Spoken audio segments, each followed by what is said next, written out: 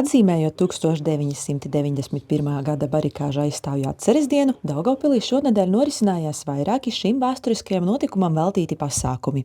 Atceroties izšķirošos brīžus ceļā uz Latvijas neatkarības nostiprināšanu, pilsētā godināja tos vairāk nekā 200 Daugavpils un Ilūgstes apkaimes iedzīvotājus, kuri pirms 35 gadiem pievienojās 50 000 lielajam barikāžu aizstāvju pulkam Rīgā. Tāpat kā citās Latvijas pilsētās, arī Daugavpilī otrdien bez 5:10 godinot barikāžu dalībniekus skanēja baznīcu zvani.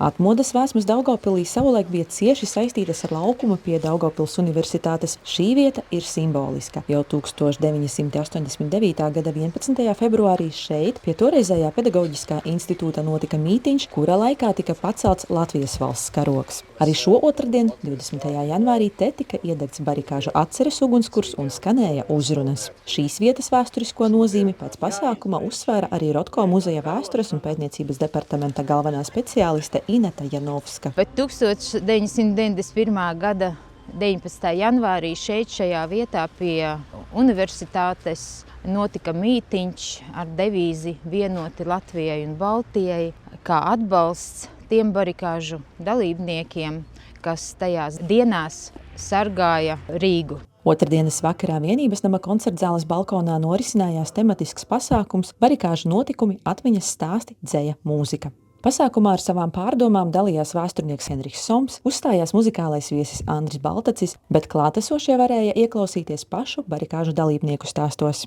Savukārt trešdien, 21. janvārī, Latgales centrālā bibliotēka aicināja uz tikšanos ar vienu no spilgtākajām atmodas laika personībām Daugavpilī, 3 zvaigžņu ordeņa virsnieku un Latvijas Tautas frontes aktīvistu Jāni Pudānu. Jānis Pudāns, būdams padomju armijas virsnieks, 1991. gada janvārī pieņēma drosmīgu lēmumu. Viņš piedalījās 13. janvāra manifestācijā Rīgā un, tērpies padomju armijas formas tērpā, kāpa tribīnē, lai publiski nosodītu padomju varas rīcību Viļņā un atbalstītu Latvijas brīvību. Viļņas notikumi, viņi mani izraisīja vētru, dvēselisko vētru, kā tā tanki brauc cilvēkiem virsū, šauj.